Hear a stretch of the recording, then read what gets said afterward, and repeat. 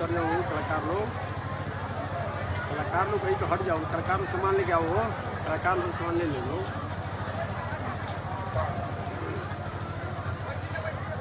भागिए जाइए, भागिए।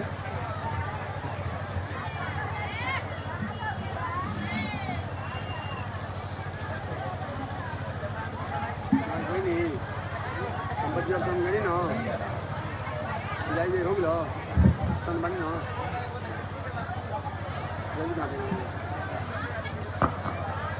नारायण नारायण। बोलिए श्री लक्ष्मी नारायण भगवान की। श्री भाष्यकार भगवान श्री रामानुजाचार्य स्वामी जी महाराज की। विश्ववन जगदाचार्य श्रीमद विश्वक्सेनाचार्य अस्मदाचार्य पूज्य गुरुदेव श्री त्रिदंडी स्वामी जी महाराज की। हरि ओम। शांति शांति शांति। श्रीमन्नारायण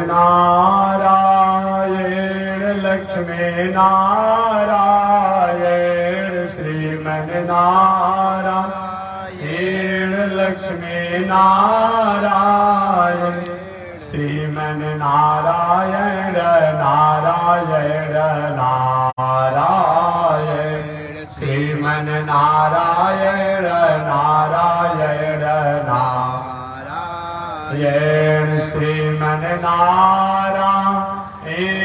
जगो नारायण श्रीमन्नारायण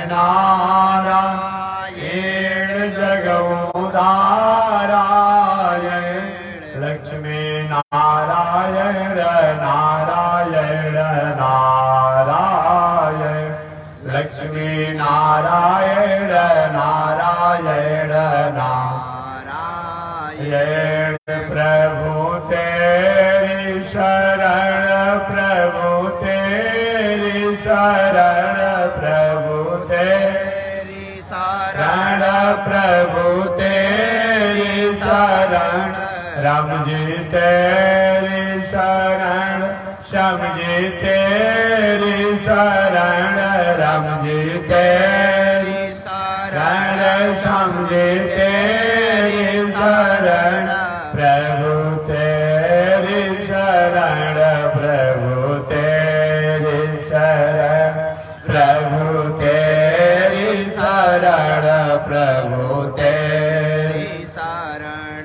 श्रीमन्नारायण नारायण नारायण श्रीमन्नारायण नारायण नारायण लक्ष्मी नारायण नारायण नारायण लक्ष्मी नारायण नारायण नारायण श्रीमन्नारायण नारायण नारायण श्रीमन्नारायण नारायण नारायण। श्री राम हरे बलराम हरे श्री राम हरे बलराम हरे बलराम हरे बलभद्र हरे बलराम हरे बलभद्र हरे बलभद्र हरे बलदेव हरे बलभद्र हरे बलदेव हरे बलदेव हरे अवधेश हरे बलदेव हरे अवधेश हरे श्रीमन्नारायण नारायण नारायण श्रीमन्नारायण नारायण नारायण लक्ष्मी नारायण नारायण नारायण लक्ष्मी नारायण नारायण नारायण श्रीमन्नारायण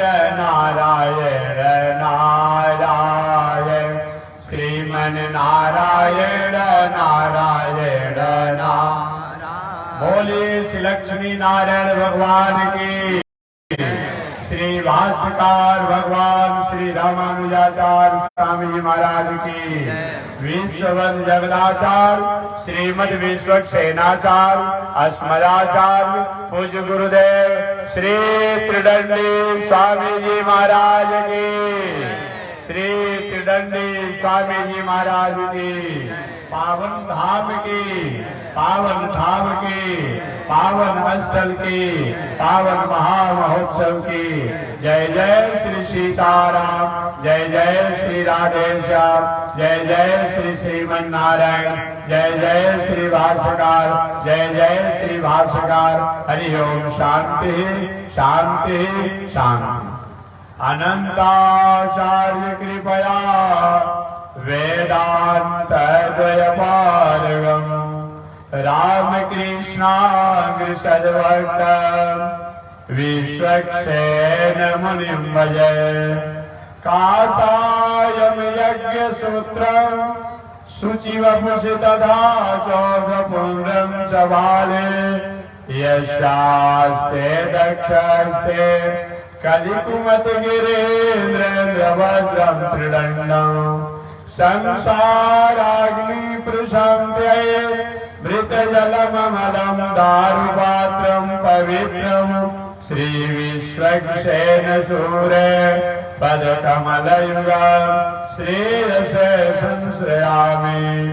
लक्ष्मीनाथ समारम्भां नाथयामुनिमध्यमाम् अस्मदाचार्य पर्यन्ताम् वन्दे गुरो परम्परा। नारायणाय विद्महे वासुदेवाय धीमहि तन्नो विष्णु प्रचोदयात्। महालक्ष्म्यै च विद्महे विष्णुपत्न्यै च धीमहि तन्नो लक्ष्मी प्रचोदयात्, तन्नो लक्ष्मी प्रचोदयात्। परमाराध्य श्री लक्ष्मी नारायण भगवान प्रातः स्मरणीय पूज्य आचार्य श्री के जुगल चरणों में कोटिशः नमन। भगवत भागवत आचार्य कैंकर्य पारायण महानुभाव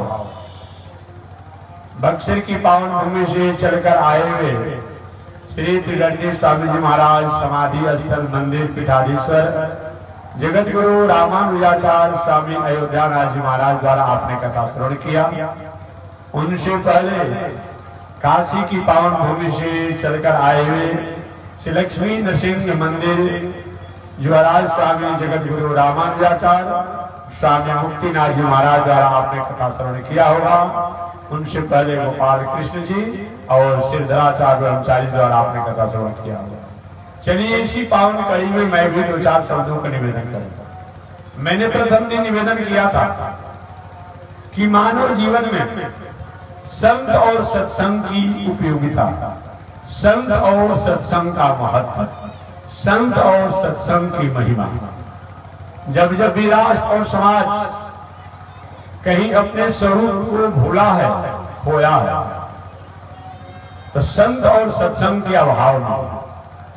जब जब भी राष्ट्र और समाज कहीं अपने स्वरूप में बरकरार रहा है, संत और सत्संग के कारण ही।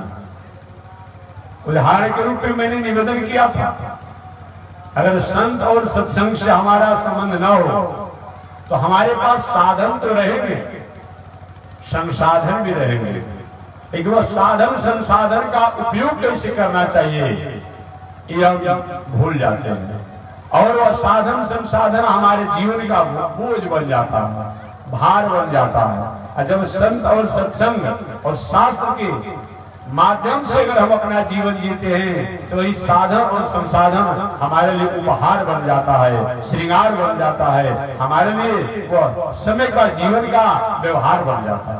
हर कर्म ही जो है हमारे लिए साधना हो जाती है, हर कर्म ही हमारे लिए आराधना हो जाती है, उपासना हो जाती है। जब हम संत, सत्संग और शास्त्र इन तीनों का सहारा लेते हैं। इसलिए जीवन में जितनी ऊंचाई पर आप पहुंचिए, जितनी ऊंचाई की तरफ आप आगे बढ़िए, उतने ही रफ्तार में, उसी अनुपात में अपने आप में संत, सत्संग और शास्त्र का भी सहारा लेना ही चाहिए। ऐसा अगर नहीं होता है तो शायद आप अपने स्वरूप को समझने में कहीं कृपणता करते हैं, कहीं उदासी करते हैं, और इससे आपको अच्छा नहीं होगा।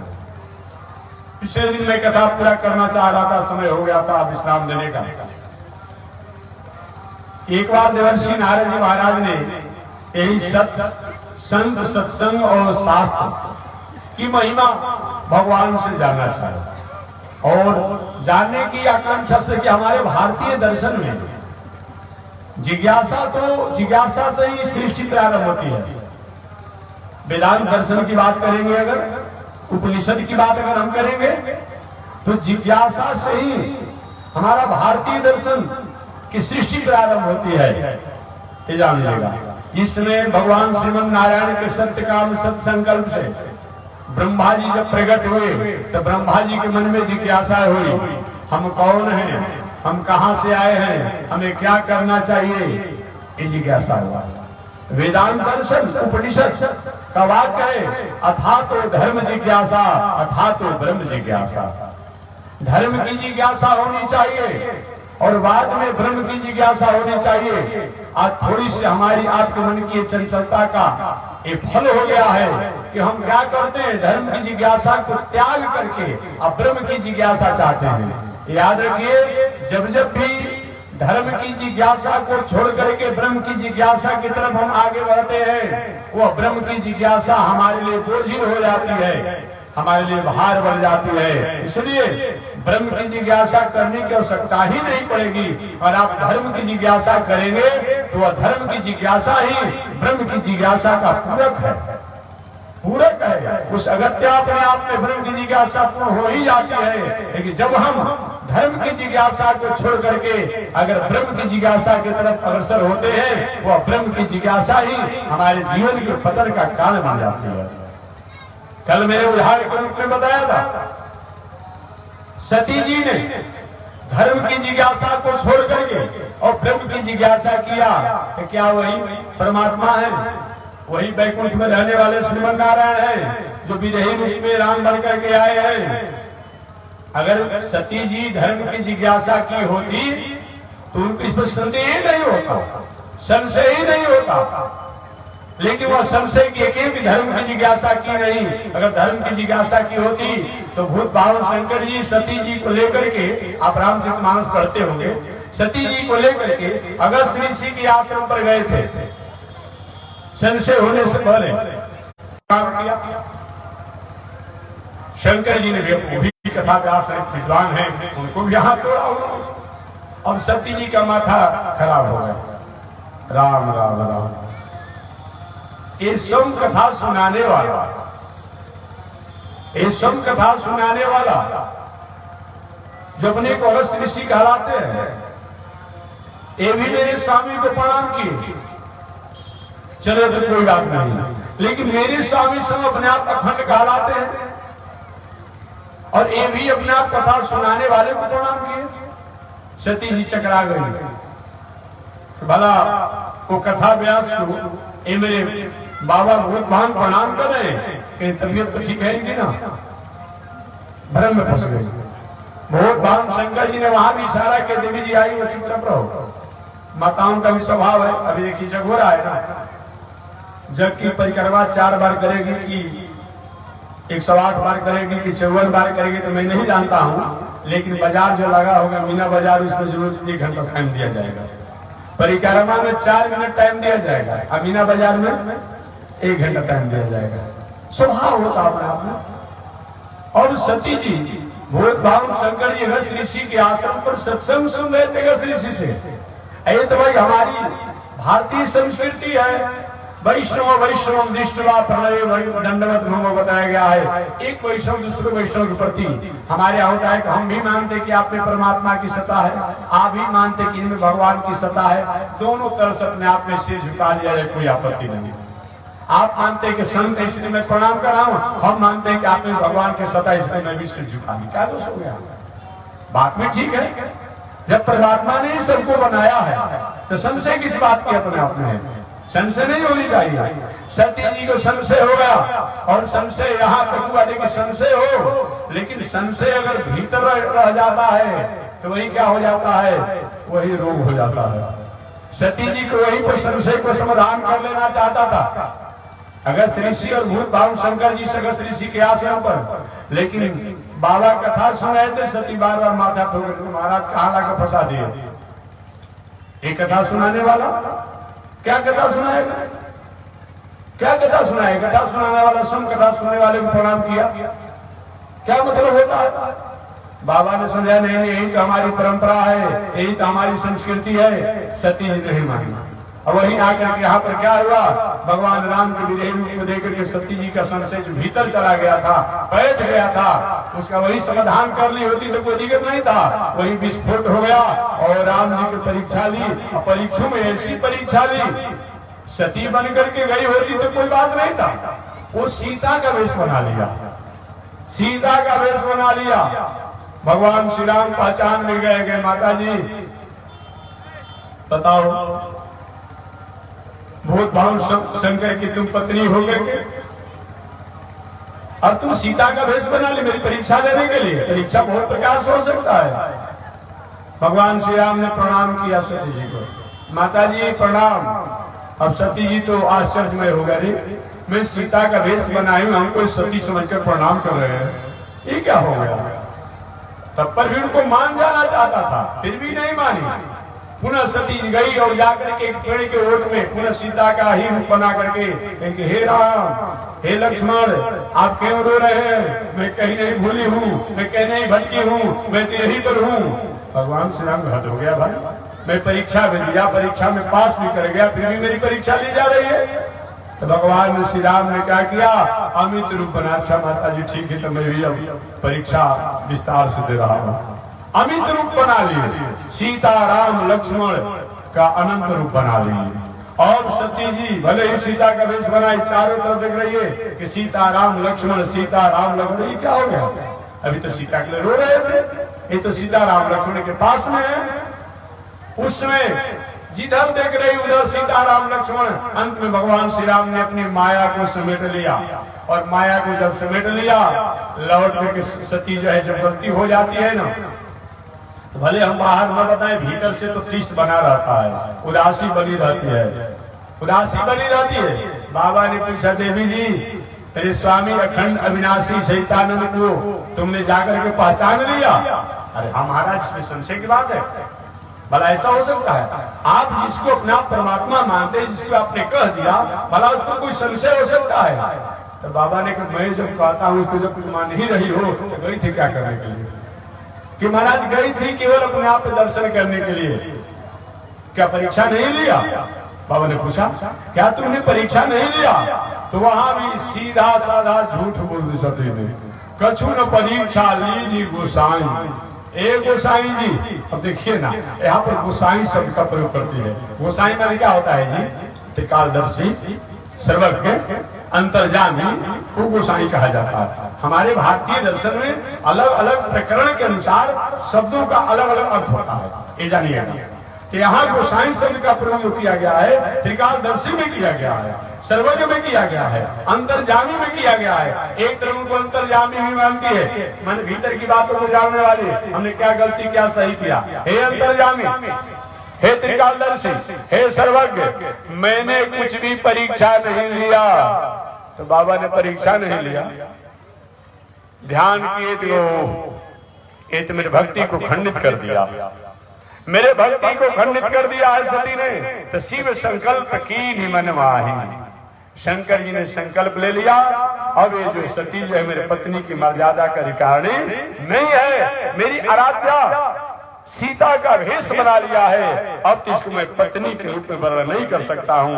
अब उसी समय शंकर जी ने मन में संकल्प ले लिया, अब इनसे हमारा संबंध पत्नी के माधुर्य नहीं रहेगा।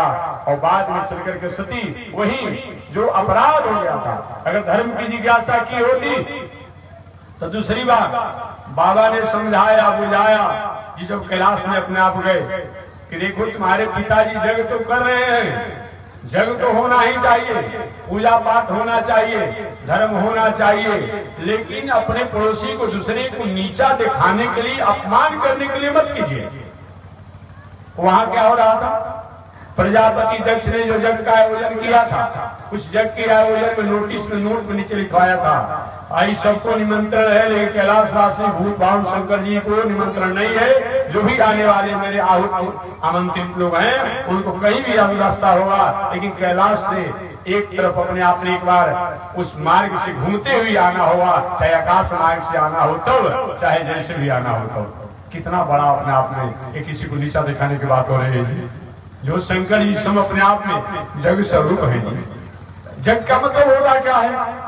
जग हमारे जीवन का वह एक आयाम है, जग हमारे जीवन का एक उपक्रम है, जिनको करने के बाद वह परमात्मा, वह ब्रह्म, वह ईश्वर को हम पास में पहुंचने का अधिकार प्राप्त करते हैं, उनको स्वीकार करने का हम अधिकार प्राप्त करते हैं। वही तो जग है, वही जग है।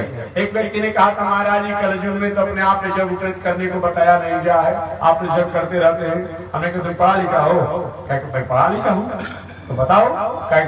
कली में केवल नाम आधारा, सुमिर सुमिर नर उतर हो पारा। यही उसने उदाहरण दिया कि कली में केवल नाम आधारा और सुमिर सुमिर नर उतर हो पारा।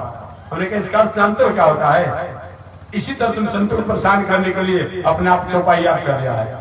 कहने का तात्पर्य है, जैसे अभी ठंडा का मौसम चल रहा, अब 2 घंटा कम से कम वही बरसात, अपने आप में बरसात का समय हो, गर्मी के समय हो, किसी सरोवर में डुबी लगा लगा के नहाते हैं। अभी जल्दी जितना हो सकता है नहाओ, कपड़ा वपड़ा पहन के सब ठीक ठाक हो जाते हैं ना? हो जाते हैं कि नहीं हो जाते हैं? तो इसी प्रकार के विकल्प की बात कभी आती है, तो विकल्प का मतलब ये नहीं होता है तो मूल अपने आप में अधिकारों को, मूल कार्यों को, मूल धर्मों को त्यागने की बात आती है, ये नहीं आती है। मानो कहना चाहते हैं मानसकार कि हे दुनिया में रहने वाले लोग, अगर आप यज्ञ करने की क्षमता नहीं है कलयुग में, तपस्या करने की क्षमता कलयुग में नहीं है, तीर्थ व्रत करने की क्षमता नहीं है, तो कम से कम भगवान के नाम को भी ले लोगे, उससे भी जग तप तीर्थ व्रत करने का जो फल है वो प्राप्त हो जाएगा। ये बात बताया गया है, न कि ये कहा गया खंडन की बात नहीं होती है। क्यों? कि मानसकार ने उसी मानस में कहा है कि प्रथम मुनि जी कीरत गाई। हे मानव मानस पढ़ने वाले लोग, मैं उसी बातों को लिख रहा हूँ, उसी बातों को मैं अनुमोदन करूंगा और कर रहा हूँ जो प्रथम मुनियों द्वारा जो गायन किया गया है, कहा गया है। तो जो भगवान श्री कृष्ण आज से 6000 वर्ष पहले इस धराधाम पर आकर के कहे कि हे दुनिया में रहने वाले लोग, आपको सब कुछ छूट जाए, घर परिवार पत्नी बाल बच्चे का त्याग हो जाए, लेकिन यज्ञो दान तप कर्मम न त्याज्यम। ये श्रीमद् भगवत गीता में भगवान श्री कृष्ण ने कहा है कि हे दुनिया में रहने वालों, यज्ञ दान तपस्या एक कभी भी त्याग नहीं करना चाहिए, चाहे कोई भी युग हो। पावनाने मनीषी नाम, ये महापुरुषों को पवित्र करने वाला होता है। ऐसा भला भगवान श्री कृष्ण के वाक्यों को मानस का तुलसीदास जी अगर खंडन कर देंगे तो उनके मानस को मान्य होगा, मान्यता मिलेगी। इसलिए मानसकार ने कहा कि प्रथम मुनि यही कीरत गाई, प्रथम मुनियों ने जो कीरत गाया है, लेखनी किया है, गायन किया है, उसी को मैं लिख रहा हूँ भाई, और मेरा अलग अपना विचार नहीं है। इसलिए शास्त्रों का समन्वय करना पड़ेगा कि शास्त्र का समन्वय जब तक आप नहीं कर पाएंगे तब तक शास्त्रों की परिव्याख्या को समझने में आप असफल हो जाएंगे, असफल हो जाएंगे। इसलिए मैं निवेदन करना चाह रहा था, यज्ञ होना चाहिए, लेकिन शंकर जी को नीचा दिखाने के लिए वहां तक किया जा रहा था। परिणाम क्या हुआ? जग असफल हो गया, वहां भी सती द्वारा अपराध हो गया। अगर धर्म की जिज्ञासा सती की होती तो कहीं शंकर जी की अवज्ञा नहीं करती। बाबा ने कहा देखो जग तो होना ही चाहिए, लेकिन ये जग अपने आप नहीं हो रहा है, केवल हमको अपने आप अपमान करने के लिए जग किया जा रहा है। सती कुछ भी हो महाराज, मेरे पिताजी जग कर रहे हैं, अब वाला मैं नहीं जाऊंगी। बाबा ने कहा देखो तुम्हारा भी निमंत्रण नहीं है, हमारा भी निमंत्रण नहीं है, तुम्हारा भी निमंत्रण नहीं है, हमारा भी निमंत्रण नहीं है। तो सती जी ने शंकर जी को उपदेश दे दिया। उपदेश क्या दिया महाराज सुनिए। पिता के यहाँ, भाई के यहाँ, गुरु के यहाँ, डॉक्टर वैद्य के यहाँ, राजा के यहाँ, संत महात्मा के यहाँ बिना निमंत्रण के भी जाना, पति के यहाँ, बेटा के यहाँ, दामाद के यहाँ, बिना मित्र के यहाँ बिना निमंत्रण को भी जाना चाहिए। बाबा ने कहा बात तो ठीक कह रही हो, एक कब जब निमंत्रण देना कार्य के कारण भूल गया हो तब, कहीं नहीं इतने कार्यों में व्यस्त हो कि निमंत्रण देना बुलावा भूल गया हो तब। लेकिन जहां जाने के बाद किसी प्रकार की ईर्ष्या बढ़ जाए, वहां पर तो चाहे अपना कोई भी हो उसके यहाँ नहीं जाना चाहिए। सती जी के ठीक है महाराज, लेकिन मैं तो जाऊंगी। भगवान ने कहा मैं कहता हूँ नहीं जाने के लिए, तुमको तो जाओगी। हाँ जाऊंगा। तो ठीक है, तुम्हारा मंगल नहीं होगा, कल्याण नहीं होगा। और सती ने शंकर जी की अवज्ञा किया, वही गई और पिता के जग में ही जल करके मर गए। अब नहीं जानते हैं, नहीं जानते हैं ऐसा क्यों हुआ। अगर सती जी कहीं धर्म की जिज्ञासा की होती तो सती के धर्म की जिज्ञासा का फल यह होता कि उसको इस तरह से विषम परिस्थितियों से गुजरना नहीं पड़ता। इसलिए हम और आपको बताया गया है जीवन में धर्म की जिज्ञासा होनी चाहिए। लेकिन आज क्या करता है लोग, सुबह सुबह जाकर के श्वास खींचेगा लोग। अभी भी लोग योगा करता है, लोग कुछ लोग कहते हैं महाराज हम योगा करते हैं सुबह सुबह। हम भाई किसी का खंडन मंडन नहीं करते हैं, बात समझ लीजिएगा। हम एक बात कहते हैं, अगर आपको अच्छा लगता हो तो सुनिएगा, और नहीं लगता हो तो हमारा बात हमारे पास छोड़ दीजिएगा। योगा करता है, सुबह से अपने पेट को पचकाएगा, फुलाएगा, सांस को खींचेगा, छोड़ेगा। और यही योगा जब समाप्त होगा क्या करता है, अंडा को सबसे पहले जब पान करेगा। यही योगा है, बताइए ना ये कौन सा योगा है जी, ये काहे का योगा है जी। इस योगा से क्या मतलब है जी, राम राम बुद्धि पर तरस आती है। ऐसे लोग योगा भी कर रहे हो, अब अपना यही काम कर रहे हो, कौन सा योगा है। योग का मतलब होता क्या है बता दो ना हम सब ने आपको। योग कहते किसे हैं। अगर पातंजल योग दर्शन के अनुसार बात किया जाए तो चित्त वृत्ति निरोधा योग, एक पातंजल योग दर्शन के अनुसार बताया गया है। चित्त वृत्ति निरोधा योग, हमारी चित्त की चंचलता जो है, आहार की चंचलता जो है, सत्संग की चंचलता जो है, इसको अपना आप निरोध करना, इसी के नाम क्या है, योग है। अर्थात हमारे आहार में, व्यवहार में, चित्त में किसी प्रकार का दोष है, फाल्ट है, विकार है, उसको हमेशा हमेशा के लिए शुद्ध करना, त्याग करना, इसी का नाम क्या है, योग है। बुरी आदत सुधार लो बस हो गया भजन, मन की तरफ मार लो बस हो गया भजन, इसी का नाम योग है। ऐसा अगर नहीं होता है तो सही में हमने योग नहीं किया। इसलिए मानव जीवन में योग हो तब, तपस्या हो तब, साधना हो तब, यज्ञ हो तब, ये रोक नहीं लगाया गया है। लेकिन इसके करने का तरीका जो हमें भूल गया है, यही सबसे बड़ी कमजोरी है। ऐसा कब होता है, जब संत, शास्त्र और सत्संग के हम छोड़ देते हैं, त्याग करते हैं, यही हमारे जीवन में होता है। लेकिन तीनों का सहारा लेकर के अगर हम कर्म करते हैं तो हर कर्म ही हमारे जीवन का वह साधना, आराधना, पूजा हो जाता है। इसलिए तो कहा गया है वर की वर्षी कर्म ही पूजा है। कौन कर्म, जिस कर्म में परमात्मा की आज्ञा मान करके, संत, शास्त्र और ईश्वर का सहारा लेकर के अगर वह कर्म किया जाता है तो हर कर्म ही वह साधना, आराधना, पूजा और तपस्या हो जाती है। यही बातों को बताया गया है। अतः जीवन में हमें धर्म की जिज्ञासा सबसे पहले होना चाहिए। और धर्म की जिज्ञासा जो होती है वो ब्रह्म की जिज्ञासा का पूरक है। जैसे आप भोजन करते हैं, इच्छा नहीं भी करें कि भूख हमारा समाप्त हो जाए, दूर हो जाए, तो भूख समाप्त होगी कि नहीं होगी। अब भोजने मत कीजिए। आप कहें कि हमारा भूख समाप्त होगा, ऐसे कभी कभी जादूगर विद्या द्वारा हो सकता है। कुछ नए नए जादूगर अपने आप कुछ कर दे कुछ देरों के लिए, लेकिन हमेशा नहीं होगा और सबका नहीं होगा, सबका नहीं होगा अपने आप में। इसलिए बताया गया है कि अगर हम भोजन करेंगे तो भूख समाप्त हो जाए, नहीं भी कामना करेंगे तो भूख हमारा समाप्त हो ही जाएगा। हम जल पिएंगे तो नहीं भी कामना करेंगे, प्यास हमारा समाप्त हो ही जाएगा। ठीक उसी प्रकार से अगर हम धर्म की जिज्ञासा करते हैं, धर्म को स्वीकार करते हैं, तो ब्रह्म की जिज्ञासा अगत्य हमारी पूर्ण हो ही जाएगी। इसको अलग से करने की आवश्यकता नहीं पड़ेगी। यही बताया गया। एक बार देवर्षि नारद जी महाराज संत, सत्संग और शास्त्र की महिमा और गरिमा को जानने के लिए भगवान श्रीमन नारायण के पास गए। अरे कल मैंने बता दिया था कि नारद जी महाराज स्वयं अपने मुखारबिंद से अपने वाणी द्वारा व्यास जी को समझाते समय उन्होंने संत सत्संग और शास्त्र की महिमा को बताया कि हे व्यास जी महाराज, जब मैं पूर्व काल में गंधर्व का पुत्र था तो संत शास्त्र और सत्संग के कारण मैं दूसरे जन्म में दासी पुत्र बन गया।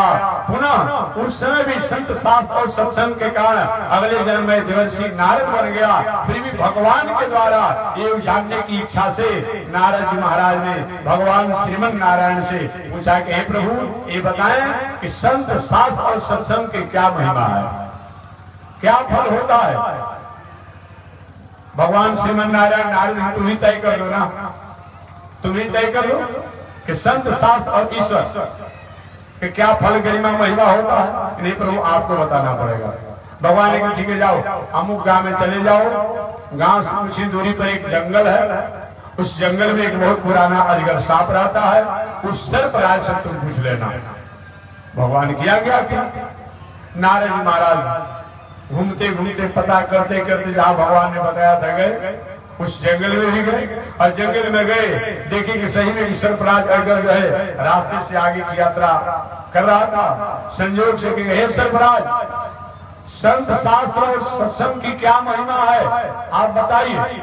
अब नारद जी ने ऐसा प्रश्न किया, उसी समय एक गाड़ी आया। अजगर सांप जो है वो नारद जी के प्रश्नों का जवाब भी नहीं दे पाया और गाड़ी के चक्के से समाप्त हो गया। नारद जी के मन में दुख हुआ, भगवान ने बताया भी नहीं, जहां भेजा वहां पर एक घटना घट गई। क्या मतलब होता है, मन में थोड़ी सी उदासी हो गई, दुखी हो गई। कुछ दिनों के बाद पुनः नारद जी पुनः भगवान के पास पहुंच गए। भगवान के मन ही तो नारद है, जो भगवान के मन में भाता है वही नारद जी करते हैं, वही जाते हैं। जो भगवान चाहते हैं वही नारद जी करते हैं। एक पुनः भागवत का आख्यायिका कर तब पुनः मूल कथा में आ जाऊंगा। पुनः भगवान को जो भाता है वही नारद जी करते हैं, एक बार जानिएगा, वही करते हैं। भागवत में प्रसंग आती है, एक बार नारद जी महाराज ने विचार किया कि भगवान को कुछ ऐसे वाक्यों द्वारा मैं आश्चर्यचकित कर दूं कि भगवान कुछ समय के लिए हमारे बातों को सुनकर के हैरान हो जाए, आश्चर्य हो जाए। एक दिन नारद जी महाराज घूमते घूमते, उस समय भगवान श्री कृष्ण ब्रज में थे, ब्रज वृंदावन में थे, गोकुल में थे। उससे भगवान श्री कृष्ण की उम्र लगभग 11 वर्ष 56 दिन का हो चुका होगा, कुछ कम होगा। भगवान श्री कृष्ण लगभग 11 वर्षों तक ब्रज गोकुल वृंदावन इत्यादि में रहे। क्या देखिएगा, 14 वर्षों तक मथुरापुरी में रहे। कितना हो गया, 14, 11, 25, 11 वर्षों तक ब्रज गोकुल वृंदावन में रहे घूम करके, 14 वर्षों तक मथुरा में रहे और 100 वर्षों तक द्वारिकापुरी में रहे। इस तरह कुल मिलाकर के भगवान श्री कृष्ण 125 वर्षों तक इस धराधाम पर रहे। लोग आज कह देता है लोग कि अपने आप में कहीं स्त्री लोलुप हो, चंचल स्वभाव हो तो अपना आप कृष्ण जैसा हो। उन भले आदमी को दिमाग पर तरस आती है, बुद्धि पर तरस आती है। अरे भाई 11 वर्ष में तो ब्रज को छोड़ दिए हैं। भगवान श्री कृष्ण 11 वर्ष की आयु में तो ब्रज को छोड़ दिए हैं। जिसमें लीला किए हैं वो 5 वर्ष से 6 वर्ष की आयु थी।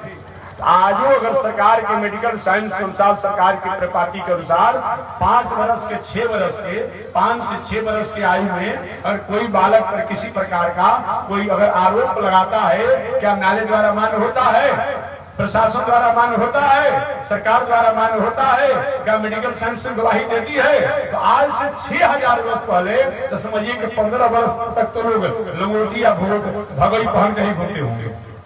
तो अगर तुम मानते हो कि भगवान नहीं है तब मैं कहता हूं, तुम नहीं मानते हो तब भी कोई आरोप का मतलब क्या होता है, आक्षेप का मतलब क्या होता है? जो उन्होंने लीला किया है, चीरहरण इत्यादि जो कुछ भी लीला हुआ है, ये 5 से 6 वर्ष की अवस्था में हुआ है। तो उसका स्वभाव होता है। घर घर में लड़का लड़की जो होते हैं छोटे छोटे, कोई बर बन जाता है, कोई दूल्हा बन जाता है, अपने आप में बनकर अपने में विवाह कर लेते हैं, पुनः कुटी हो जाता है। एक और नहीं घर में लड़का लड़की छोटे अवस्था में खेलते हैं। तो ऐसे अगर तुम मानते हो तब भी कोई आरोप नहीं है। अगर ब्रह्म ईश्वर मानते हो तो तुमको कोई कमेंट करने की अपने आप गुंजाइश नहीं, गुंजाइश नहीं है। 11 वर्ष तक भगवान ब्रज गोकुल वृंदावन इत्यादि में रहे, 14 वर्षों तक मथुरापुरी में रहे और 100 वर्षों तक द्वारिकापुरी में रहे। तो उसमें भगवान अपने आप में ब्रज में थे, ब्रज में थे। नारद जी महाराज इधर कंस मथुरा का शासकीय व्यवस्था अपने पिता को जेल में डाल करके, बाबा को जेल में डाल करके सबको अपने आप में और शासन कर रहा था, शासन का काज कर रहा था। नारद जी महाराज की संत वही करते हैं जो भगवान को भाता है, यही मैं कहना चाह रहा था। कहने का तरीका अलग हो लेकिन वही करते हैं जो भगवान को भाता है। नारद जी घूमते घूमते कंस के पास पहुंच गए। एक संत ही ऐसे होते हैं उनको हर देश और हर दुनिया में अपने आप में गति होती है और आदर होता है। जैसे आज हमारे मीडिया महोदय जो होते हैं, पत्रकार महोदय जो होते हैं, वो चोरों के पास जाते हैं, साधुओं के पास जाते हैं, रजू के पास जाते हैं, सब जगह उनका अपना आवागमन होता है, आज भी होता है। तो संत भी वही होता है, अपने आप में हर जगह जाने का अपने आप होता है। क्योंकि संत अगर नहीं हो तो अपने आप में उन संत को सुधारने का काम कौन करेगा? इसलिए संत को तो हर जगह जाने का है। लेकिन सूर्य पैखाना पर भी अपने प्रकाश को देता है, गंगा जल पर भी देता है प्रकाश को, समुद्र के खारे जल पर भी देता है, पापी व्यक्तियों को देता है और पुण्यात्माओं को देता है। लेकिन अपना प्रकाश भी कहता है, उसके अवगुण को नहीं लेता है। तो उसी प्रकार से संत महात्मा भले कहीं भी यात्रा करें लेकिन उसको सादगी की स्थापना करते हैं, न कि दुर्गुण के अपने आप में कहीं बिखेरते हैं। इसलिए संत को तो यात्रा होनी ही चाहिए, हमेशा होते आ रहा है और आज भी होती ही रहनी चाहिए, ये बताया गया। हमारे नारद जी महाराज कंस के राज में गए, कंस से मुलाकात हुई, कंस ने प्रणाम किया। प्रणाम करने पर नारद जी महाराज ने कहा, मथुरा मेरे ठीक ठाक है ना? महाराज सब आपकी कृपा है, सब आपकी कृपा है। नारद जी की कृपा तो है लेकिन आपके वाणी पर उदासी दिख रहे हैं, आपके मुखमंडल पर उदासी में देख रहा हूं। क्यों? महाराज सब ठीक ठाक है लेकिन एक कारण से मैं बहुत परेशान हूं। कौन सा कारण है बताइए? कौन सा कारण? महाराज वो ग्वालिया, वो कृष्ण, कोई नंद नंदन कहता है, कोई वसुदेव नंदन कहता है उसको, कोई जसोदा नंदन कहता है, कोई देवकी नंदन कहता है और कोई कहता है किसी का है ही नहीं। उससे हम परेशान हैं। जब से अपने आप इस संसार में आया है मैं उसको ढूंढते फिर रहा हूँ। मारने का अनंत षड्यंत्र किया मैंने, आकासुर, बकासुर, पूतना, कितने राक्षसियों को राक्षसों को विदा किया, सबको अपने आप काम तमाम कर देता है, काम तमाम कर देता है। मेरा नींद हैरान कर दिया है। मैं रात्रि में कहीं सोता हूँ, कहीं रात्रि रहती है, कहीं प्रकाश का अभाव होता है, तो हमें ऐसा भय होता है कृष्ण हमें मारने के लिए आ गया। कहीं मैं भोजन करने बैठता हूँ, अब भोजन में कहीं काला वस्तु भोजन में छमक गया, कोई निकल जाता है, होता है कृष्ण मारने के लिए आ गया। किसी से मैं बात करता हूँ और बात करते समय किसी की काली पुतली जो अपना दिखाई पड़ती है, मालूम पड़ता है कृष्ण मारने के लिए आ गया। महाराज मेरा नींद हैरान हो गया है, अब सोना मेरा समाप्त हो गया है। नारद जी ने कहा, बताइए इतने बड़े पुरुषार्थी और बलवान और वीर होने के बाद ये छोटे से बालक इतना भयभीत है? कैसे महाराज छोटा तो जरूर है लेकिन बहुत बड़ा खोटा है, बहुत खोटा है अपने आप में। उसको मारने के लिए क्या मैंने नहीं किया और फिर भी मैं सफल नहीं रहा। नारद सुनिए, ये समय सुनना नहीं चाहता हूँ, कहता की बात हमारे सामने मत सुनाइए। नारद ने कहा, कहता की बात मत सुनाइए, परसों आपके हाथ उस कृष्ण की मैं मृत्यु देखना चाहता हूँ। नारद ने क्या कहा? परसों आपके हाथ उस कृष्ण की मृत्यु में देखना चाहता हूँ, हमारे सामने कहता की बात मत कीजिए। कृष्ण का गुरु जी आशीर्वाद देंगे तब तो ऐसा होगा, लेकिन मेरा आशीर्वाद परसों आपके हाथ उस कृष्ण की मृत्यु में देखना चाहता हूँ। ठीक है गुरु जी। नारद जी वहां से कंस को निमंत्रण देकर के चले गए अपने आप में। पुनः घूमते घूमते अपने आप ब्रज में पहुंच गए। तो ब्रज में जब पहुंचे तो भगवान श्री कृष्ण बाल गोपालों के साथ आनंद कर रहे थे, खेल रहे थे। बाबा नारद प्रणाम। महाराज जी बहुत दिनों के बाद ब्रज में आना हो रहा है। हाँ अरे महाराज ऐसे इतने दिनों के बाद आना जाना रहे तो कैसे मंगल के बाद दुनिया के समाचार बताया करेंगे। नारद थोड़े से तेवर बदल दिए, आप बाल गोपालों के साथ लीला करते रहिए, बाल गोपालों के साथ आप खेल खेलिए। आपको क्या दुनिया से मतलब है, आपको संतों से क्या मतलब है, आपको धर्म से क्या मतलब है, आपको पृथ्वी से क्या मतलब है। आप इसीलिए आए हैं जो कर रहे हैं। अरे महाराज उस कंस को कब आप मारिएगा, उसका अत्याचार बढ़ते चला जा रहा है, बढ़ते चला जा रहा है, बढ़ते चला जा रहा है। तो भगवान ने थोड़ा सा और एक बात कर दिया, बाबा हमारे पर नाराज क्यों चल रहे आप? हम कौन होते हैं मारने वाले? हम काहे मारेंगे, हम क्यों मारेंगे, हमको क्या मतलब है? प्राणी अपने कर्मों के अनुसार ही सुख और दुख को प्राप्त करता है। प्राणी अपने कर्मों के अनुसार ही अपने आप हानि लाभ को प्राप्त करता है। प्राणी अपने कर्मों के अनुसार जस अजस को प्राप्त करता है। उसके पाप जो होगा, उसका कर्म ही जो होगा, उसको बर्बाद डालेगा। हम कौन होते हैं मारने वाले? नारद जी देखिए ऐसे वेदांत वाक्यों का हमारे समझ मत करिए। मैं वेदांत वाक्य सुनने के लिए नहीं आया हूँ, परसों आपके हाथ उस कंस की मृत्यु में देखना चाहता हूँ। लीजिए ना, वहां पर कंस को निमंत्रण दे दिए कि कृष्ण की मृत्यु में चाहता हूं परसों। यहाँ कृष्ण भगवान को निमंत्रण दे दिए कि परसों आपके हाथ उस कंस की मृत्यु देखना चाहता हूं। भगवान ने बुलाया, बाबा थोड़ा इधर आइए। आगे भगवान श्री अपने आप नारद जी भगवान श्री कृष्ण के पास में एक वहां क्या कहकर आपने आया था, वहां आप कह करके आए। वहां कंस को निमंत्रण दिया हमें मारने के लिए, और यहाँ हमको निमंत्रण दे रहे हैं कंस को मारने के लिए। ये क्या कर रहे हैं बाबा? नारद जी का प्रभु चाहे कंस आपके पास में आवे या कंस के पास में आप जाइए, दोनों स्थिति में कंस को ही बनना पड़ेगा। तो मैंने सोचा कि आपको अपना पे याद दिला करके और कंस को उत्तेजित करके मैं जल्दी उस पापी को समाप्त करना चाहता हूँ, इसलिए ऐसा मैंने किया। तो वो नारद जी वही करते हैं जो भगवान को भाता है, संत वही करते हैं जो भगवान को भाता है। नारद का प्रभु ये बताइए कि अग्नि के पास कोई जाएगा तो ज्वाला उसकी लगेगी, अग्नि सम अपनी धड़कती ज्वाला के साथ आएगी, तभी ज्वाला तो दोनों परिस्थिति में अपने आप प्राणियों को ही लगेगा। अग्नि आपके पास आवे या अग्नि के पास आप जाइए, कंस आपके पास आए या कंस के पास आप जाए, ये दोनों में कंस को ही समाप्त होना है। मैं चाहता हूँ पापी व्यक्ति को और बहुत दिनों तक रहने की आवश्यकता नहीं है, इसलिए प्रभु मैं आपको याद दिलाया और कंस को उत्तेजित किया ताकि वो जल्दी अब इस दुनिया से चला जाए। इसी का नाम संत है। संत वही करता है जो परमात्मा को भाता है, जो ईश्वर को भाता है। भले कहने का समझाने का तरीका अलग हो जाए, वही नारद है। तो देवर्षि नारद जी महाराज पुनः दूसरी बार, जब प्रथम बार नारद जी के प्रश्नों का समाधान नहीं हुआ तो दूसरी बार नारद जी महाराज भगवान श्रीमन नारायण के पास गए, प्रभु आपको बताना है तो बता दीजिए कि संत शास्त्र और ईश्वर के दर्शन का क्या महत्व होता है। भगवान ने कहा नारद अभी तुम्हारे प्रश्नों का समाधान नहीं हुआ क्या? नहीं प्रभु नहीं हुआ। तो ठीक है चले जाइए अमुक गांव में। अमुक गांव में एक गाय ने एक नवजात बछड़े को जन्म दिया है। उस बछड़े से पूछ लीजिएगा कि संत के शास्त्र का क्या महत्व होता है। नारद क्या आप नहीं बता सकते प्रभु? क्या हमको भेजते रहते हैं अपने आप में, आप बता दीजिए ना। ठीक नहीं आप जाओ, मैं कह रहा हूँ ना। भगवान ने जैसा अपने आप में कहा उसके अनुसार नारद जी उस गांव में गए और सही में गाय ने नवजात बछड़ों को जन्म दिया था। हे गोवत्स, संत के शास्त्र के दर्शन का सत्संग का क्या फल होता है। और सही में वहां भी ये वाणी कहे कि गाय का बछड़ा भी चला गया।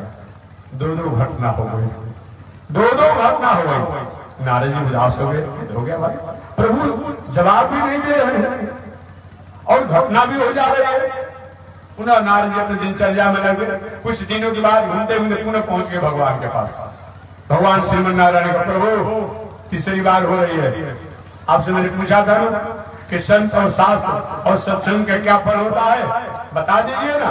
कह रहे नारद तुम्हारे प्रश्नों का भी समाधान नहीं हुआ क्या? नहीं प्रभु नहीं हुआ, या बताइए। ठीक नहीं, जाओ अमुक गांव में एक बहुत बड़े धनी मानी आदमी सेठ जी है। सेठ मानी केवल सेठ जात नहीं होता है, जो धन संपत्ति में संपन्न हो सेठ शब्दों से संबोधित किया जाता है। सेठ जी है, उनके बहुत दिनों के बाद एक लौता पुत्र हुआ है। उसी जाकर पूछ लो कि अपने आप में संत शास्त्र और सत्संग का क्या फल होता है। और सही में नारद जी पूछते पूछते गए तो वहाँ वही प्रश्न किया जो पहले करते थे। और प्रश्न करते ही वो बालक भी अपना आप अल्पायु में ही राम नाम सत्संग। ये क्या हो रहा है? पुनः कुछ दिनों के बाद नारद जी मैं भी तो कुछ ही के मांगूंगा, भगवान को बताना पड़ेगा, मेरे प्रश्नों को जवाब देना पड़ेगा। नारद जी पुनः चौथी बार घूमते घूमते भगवान श्रीमन नारायण के पास गए और श्रीमन नारायण के पास जाए, प्रभु आप बता दीजिए ना कि संत शास्त्र और सत्संग का क्या फल होता है। भगवान नारायण अभी तुम्हारा प्रश्न अभी शेष रहा क्या? हाँ प्रभु शेष रहा है, बता दीजिए। तो भगवान ने हंसने का, नारद मैं तुम्हें उपदेश देने के लिए ये अपने आप वहां जगहों पर विदा किया। संत शास्त्र और सत्संग का फल होता है कि प्रथम बार जो अजगर सांप की जोनी में जो था, जो सर्प जोनी बहुत बड़ा निकृष्ट जोनी होता है, याद रखिएगा। क्या चीज? सर्प जोनी बहुत बड़ा निकृष्ट जोनी होता है शास्त्र से, ये जान लीजिएगा। कभी कभी हमारी माताएं कभी अपने किसी नारियों पर, अपने स्त्रियों पर कहीं अपने आप में हो, थोड़े अपने बच्चों को बहुत मारती पीटती हो, चाहे बहुत वात्सल भावना नहीं देती हो, तो हमारी माताएं, बूढ़ी माताएं नाराज होती है, कहती तुम सर्पणी हो गई हो क्या? सर्पणी क्यों कहती है? सर्पणी का मतलब क्या होता है? नारियों को संबोधन सर्पणी से कभी कभी क्यों दिया जाता है? सर्पणी का स्वभाव होता है कि सर्पणी अपने अंडों को जन्म देती है, अब पुनः आवश्यकता पड़ने पर सर अंडा को पी जाती है। क्या समझे? वो अंडों को जन्म देती है और जन्म देने के बाद भूख लगने पर उस अंडों को पी जाती है, खा जाती है। वो तो भूले भटके अंडे कहीं जहाँ कहाँ हो जाते हैं, जो सर्पणी को याद नहीं रहता है वही सांप बन जाते हैं। बाकी जितने अगर अंडे को हो और उतने अंडे अगर सर्प बन जाए तो दुनिया में परेशानी ही परेशानी हो जाएगी। एक दो बच जाते हैं अपने आप में। ठीक उसी प्रकार से माताएं कोई अपने बच्चों को बहुत बड़ा कष्ट देती है, मारती है, पीटती है, इसीलिए कहा जाता है ऐसा मत करो, तो सर्पणी कहा गया है। तो सर्प जो होता है, सर्प की आयु बहुत होती है। आप जीके नॉलेज, जनरल नॉलेज में आप पढ़ेंगे, जीके पढ़ेंगे अपने आप में, उसमें लिखा है सर्प की विषधर जितने सर्प होते हैं विषैले, उनकी आयु 1000 वर्ष की होती है। जान लीजिएगा, हम लोग 100 वर्ष जीने में परेशान हो गए हैं मनुष्य लोग। तो सर्प जितने विषैले होते हैं उनकी आयु 1000 वर्ष की होती है। अगर कोई इसको मारे ना, कहीं अपने आप किसी प्रकार कुछ न हो, तो 1000 वर्षों तक सर्प जीते हैं। याद रखिएगा, 1000 वर्ष जीते हैं अपने आप सर्प। इसलिए और हाथी का उम्र कितना होता है? ये भी 125 130 वर्ष होता है।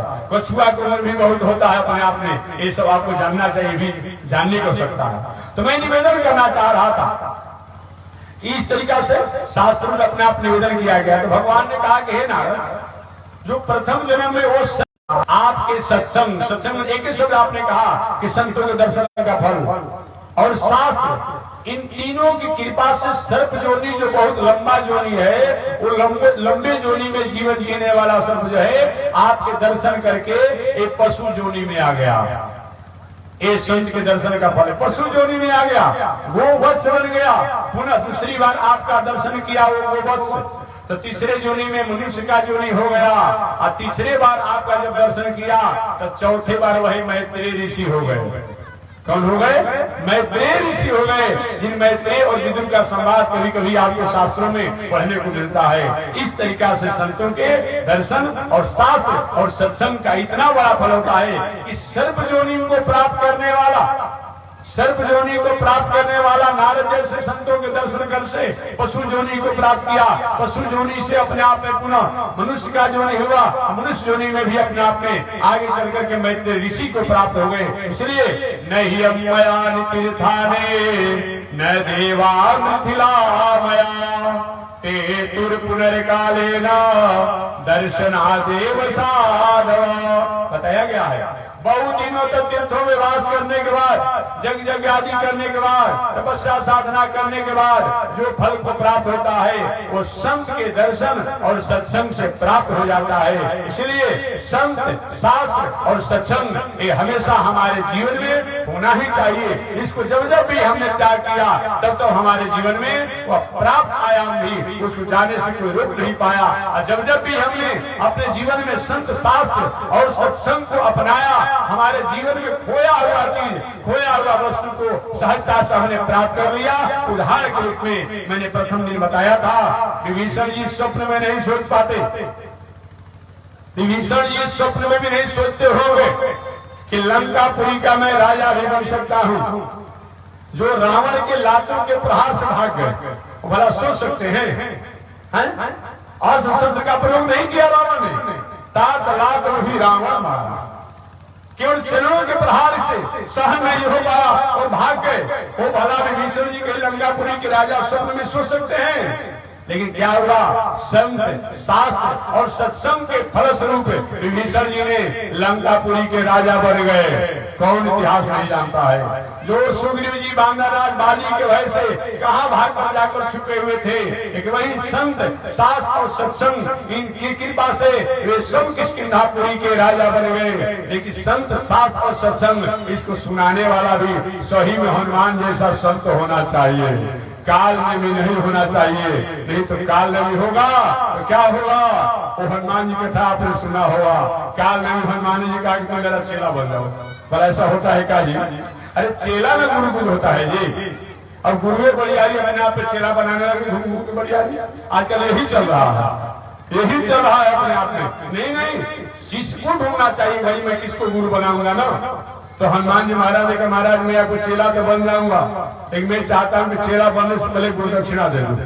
तो वही हनुमान जी महाराज ने मुष्टिका का प्रहार किया और हमेशा हमेशा के लिए काल नदी का उद्धार कर दिया, उद्धार कर दिया। इसलिए मैं निवेदन करना चाहता हूं कि संत, शास्त्र और सत्संग कितनी बड़ी गरिमा है, इतनी बड़ी महिमा है कि बहुत दिनों तक तपस्या, साधना, योग इत्यादि करके जिन फल को प्राप्त किया जाता है, उन फल को संत, शास्त्र और सत्संग द्वारा सहजता से हम प्राप्त कर लेते हैं। इसलिए इसको कभी त्यागने जरूरी नहीं है। और जब जब भी हमने त्याग किया, जिन जिन लोगों ने त्याग किया, उन व्यक्ति के पास साधन तो रहे, संसाधन तो रहे, सुविधा भी रहा, लेकिन उनके जीवन में अपने आप में सभी को समाप्त होने से, विनष्ट होने से कोई रोक नहीं पाया। अतः मानव जीवन में संत भी होना चाहिए, शास्त्र भी होना चाहिए और सत्संग भी होना चाहिए। तो शेष चर्चा अगले दिन पुनः मैं निवेदन करूंगा।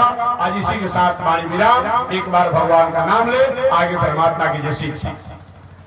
तो एक बात और मैं निवेदन करूं, कल तारीख है, कल 6 तारीख है, श्री लक्ष्मी नारायण महायज्ञ की पूर्णाहुति, सारे कार्यक्रम की पूर्णाहुति है। तो जो भी गांव, जवार, जिला के लोग हैं, सबको जग समिति की तरफ से मैं भंडारा का निमंत्रण दे रहा हूँ कि समय मिलने पर आप लोग 12 बजे ही न रहेगा, ठंडा का समय है, 12 बजे दिन से लेकर के 6 बजे सायंकाल तक, 12 बजे दिन से लेकर के 6 बजे सायंकाल तक जब आपको मौका मिलेगा, आप जग की पूर्णाहुति के भंडारा का प्रसाद पाने के लिए पूरे गांव, जवार, जिला सब लोग को अपने आप में, किसी को रोका नहीं जा रहा है, सबको आकर के समय अनुकूलतानुसार भंडारा का प्रसाद पालेंगे। और कथा तो अपने समय अनुसार कल भी चलेगी और परसों दिन हम लोग सुबह आरती करके तब आगे जहाँ जाना होगा वहां जाएंगे। तो आप लोग भंडारा का प्रसाद पाने के लिए 12 बजे दिन से लेकर के 6 बजे सायंकाल तक कल सादर आमंत्रित है। जग की पूर्णाहुति भी है, कथा कल होगा। तो जय श्रीमन्नारायण। एक बार भगवान का नाम है। श्रीमन्नारायण लक्ष्मी नारायण, श्रीमन्नारायण लक्ष्मी नारायण, श्रीमन्नारायण नारायण नारायण, श्रीमन्नारायण नारायण नारायण, श्रीमन्नारायण जगोदारायण, श्रीमन्नारायण जगोदारायण, लक्ष्मी नारायण नारायण नारायण, लक्ष्मी नारायण नारायण नारायण। आग लगी आकाश में बरसन लगे अंगार, आग लगी आकाश पास में बरसन लगे संत नहीं होते जग में तो जल मरता संसार हो। संत नहीं होते जग में तो जल मरता संसार। श्रीमन नारायण नारायण नारायण श्रीमन नारायण नारायण नारायण लक्ष्मी नारायण नारायण नारायण लक्ष्मी नारायण नारायण नारायण। बोलिए श्री लक्ष्मी नारायण भगवान की। श्री भाष्यकार भगवान रामानुजाचार्य स्वामी जी महाराज की। श्री प्रतिभात वेंकटाचार्य स्वामी जी महाराज की। अनंताचार्य गादी स्वामी जी महाराज की। परमाचार्य रामकृष्णाचार्य स्वामी जी महाराज की। विश्ववंद्य जगदाचार्य श्रीमद विश्वक्सेनाचार्य अस्मदाचार्य पूज्य गुरुदेव श्री त्रिदंडी स्वामी जी महाराज के। श्री त्रिदंडी स्वामी जी महाराज के पावन धाम के पावन ठाव के पावन स्थल के पावन महामहोत्सव के पावन महामहोत्सव के जय जय श्री सीताराम जय जय श्री राधेश्याम जय जय श्री श्रीमन नारायण जय जय श्री भाष्यकार जय जय श्री रामानुजाचार्य जय जय श्री रामानुजाचार्य। हरि ओम शांति शांति शांति।